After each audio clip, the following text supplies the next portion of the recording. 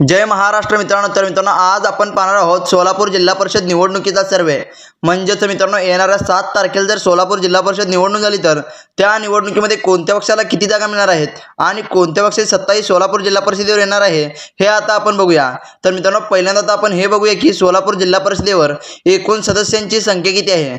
तर मित्रांनो, सोलापूर जिल्हा परिषदेवर एकूण सदस्यांची संख्या 68 आहे.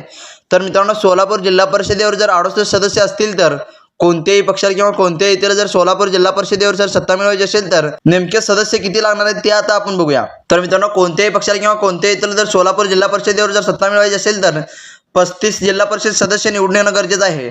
तरच मित्रांनो, कोणत्याही पक्षाची किंवा कोणत्याही युतीची सोलापूर जिल्हा परिषदेवर सत्ता येणार आहे. तर मित्रांनो, आता आपण वेळ न लावता पहिल्यांदा हे जाणून घेऊया की गेल्या निवडणुकीमध्ये म्हणजेच मित्रांनो 2017 साली झालेल्या निवडणुकीमध्ये कोणत्या पक्षाला किती जागा मिळाली आणि कोणत्या पक्षाची सत्ता ही गेल्या निवडणुकीमध्ये आली होती ते आता आपण थोडक्यात जाणून घेऊया. तर मित्रांनो, गेल्या निवडणुकीमध्ये सर्वाधिक चांगल्या प्रकारचं यश हे राष्ट्रवादी या काँग्रेस पक्षाला मिळत होतं. म्हणजेच मित्रांनो, गेल्या निवडणुकीमध्ये शरद पवारांचा गट आणि अजित पवार गट एकत्र होते आणि त्यांना त्यावेळेस सोलापूर जिल्हा परिषदेच्या निवडणुकीमध्ये 23 जागा या मिळाल्या होत्या. पण मित्रांनो, या निवडणुकीमध्ये बराच बदल झाला आहे. कारण मित्रांनो, या निवडणुकीमध्ये अजित पवार यांचा एक गट आणि शरद पवार यांचा एक गट झाला आहे. म्हणजेच मित्रांनो, राष्ट्रवादी पक्षामध्ये फूट पडली आहे आणि त्याचबरोबर मित्रांनो, या निवडणुकीमध्ये अजित पवार सुद्धा नाही आहेत. म्हणजेच मित्रांनो, आठवड्याच्या पाठीमागे अजित पवारांचं सुद्धा निधन झालं आहे. त्यामुळे मित्रांनो, या निवडणुकीमध्ये राष्ट्रवादी या पक्षाला सोलापूर जिल्हा परिषदेवर थोडंफार कमी यश मिळणार आहे की जास्त यश मिळणार आहे ते आता आपण पुढे पाहूया. तर मित्रांनो, याच्यानंतर आता आपण पुढचा पक्ष बघूया. तर मित्रांनो, गेल्या निवडणुकीमध्ये 2 नंबरचा पक्ष होता तो म्हणजे भारतीय जनता पक्ष. तर मित्रांनो, गेल्या निवडणुकीमध्ये भारतीय जनता पक्षाला सुद्धा सोलापूर जिल्हा परिषदेवर 14 जागा मिळत होत्या. पण मित्रांनो, गेल्या निवडणुकीमध्ये 14 जागा म्हणजे त्यांना गेल्या निवडणुकीमध्ये सोलापूर जिल्हा परिषदेवर अपयशच मिळालं होतं. पण मित्रांनो, या निवडणुकीमध्ये सोलापूर जिल्हा परिषदेवर भारतीय जनता पक्षानं चांगल्या प्रकारचं लक्ष घातलं आहे. म्हणजेच मित्रांनो, जयकुमार गोरे असो की भारतीय जनता पक्षाचे सर्व कार्यकर्ते यांनी चांगल्या प्रकारची ताकद ही सोलापूर जिल्हा परिषदेवर लावली आहे. त्यामुळे मित्रांनो, या निवडणुकीमध्ये भारतीय जनता पक्षाला सुद्धा चांगल्या प्रकारचं यश मिळणार आहे की नाही ते आता आपण पुढे पाहूया. तर मित्रांनो, याच्यानंतर आता आपण पुढचा पक्ष बघूया. तर मित्रांनो, पुढचा पक्ष आहे तो म्हणजे काँग्रेस पक्ष. तर मित्रांनो, काँग्रेस या पक्षाला सोलापूर जिल्हा परिषदेवर नेमके किती जागा मिळणार आहेत ते पाहणं महत्त्वाचं आहे. कारण मित्रांनो, गेल्या निवडणुकीमध्ये त्यांना 13 जागा मिळत होत्या. म्हणजेच मित्रांनो, त्यांना गेल्या निवडणुकीमध्ये सुद्धा थोडंफार कमीच यश मिळत होतं. पण मित्रांनो, या निवडणुकीमध्ये गेल्या निवडणुकीपेक्षा काही जागा वाढणार आहेत की कमी होणार आहेत ते पाहणं महत्त्वाचं आहे. कारण मित्रांनो, आत्ताच झालेल्या महानगरपालिकेच्या निवडणूक असो किंवा बाकी निवडणुकीमध्ये सुद्धा काँग्रेस या पक्षाला अपयश मिळालं आहे. कारण मित्रांनो, आत्ताच झालेल्या सोलापूर महानगरपालिकेच्या निवडणुकीमध्ये सुद्धा त्यांना थोडंफार कमी यश मिळालं आहे. त्यामुळे मित्रांनो, येणाऱ्या जिल्हा परिषदेच्या निवडणुकीमध्ये तर काँग्रेसच्या पक्षाला चांगल्या प्रकारचं यश मिळालं आहे की नाही ते आता आपण पुढे पाहूया. तर मित्रांनो, याच्यानंतर आपण पुढचा पक्ष बघूया. तर मित्रांनो, गेल्या निवडणुकीमध्ये 4 नंबरचा पक्ष होता तो म्हणजे शिवसेना पक्ष. तर मित्रांनो, गेल्या निवडणुकीमध्ये शिवसेना पक्षाला सुद्धा 5 जागा या सोलापूर जिल्हा परिषदेवर मिळाल्या होत्या. म्हणजेच मित्रांनो, गेल्या निवडणुकीमध्ये शिवसेना पक्षाला सुद्धा चांगल्या प्रकारचं यश हे सोलापूर जिल्हा परिषदेवर मिळालं होतं. पण मित्रांनो, या निवडणुकीमध्ये शिवसेना पक्षामध्ये सुद्धा 2 गट झाले आहेत. म्हणजेच मित्रांनो, उद्धव बाळासाहेब ठाकरे यांचा एक गट आणि शिवसेना एकनाथ शिंदे यांचा एक गट. त्यामुळे मित्रांनो, याचा काही परिणाम हा दोन्ही शिवसेनेला होणार आहे का ते पाहणं महत्त्वाचं आहे.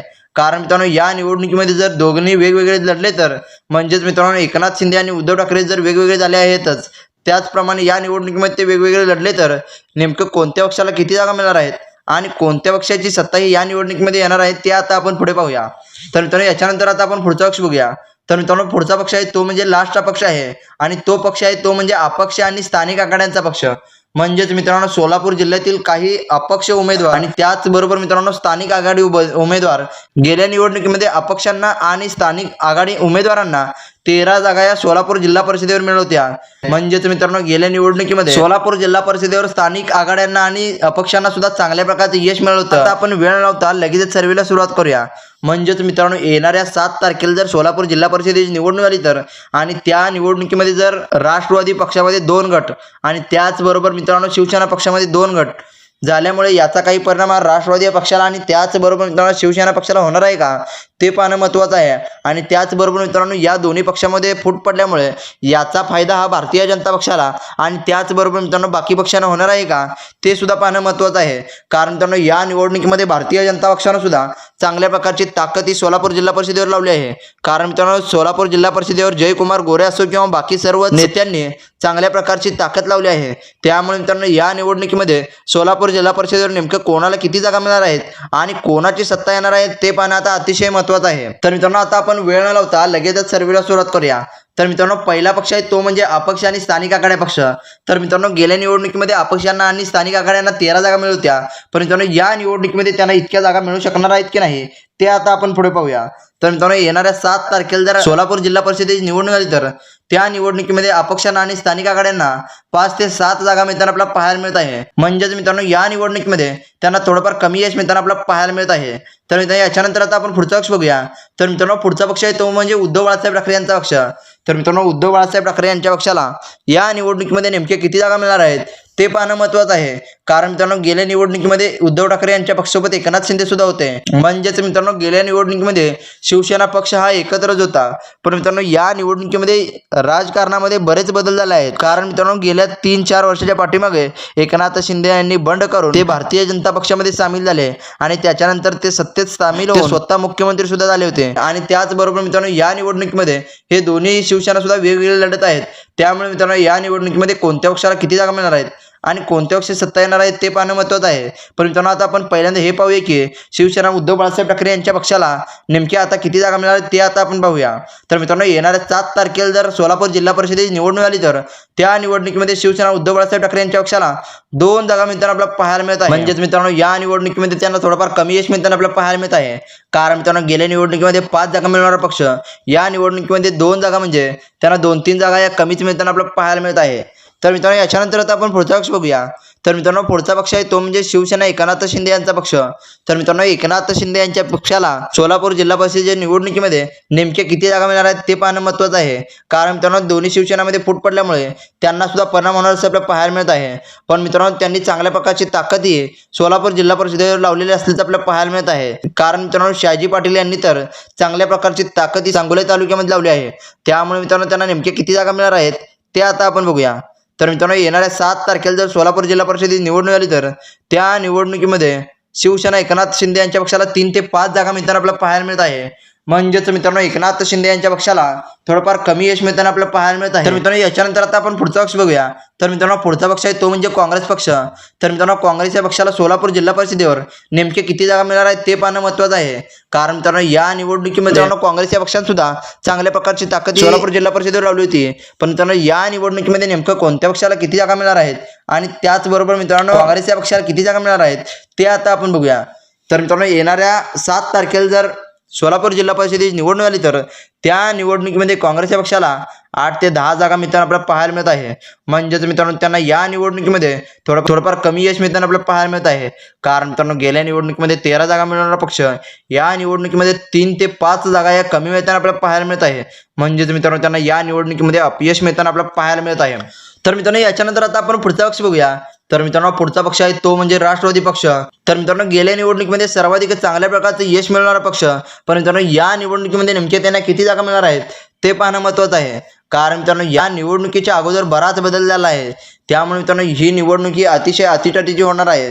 त्यामुळे मित्रांनो, आता आपण हे बघूया की राष्ट्रवादी या पक्षाला सोलापूर जिल्हा परिषदेच्या निवडणुकीमध्ये नेमक्या किती जागा मिळणार आहेत ते आता आपण बघूया.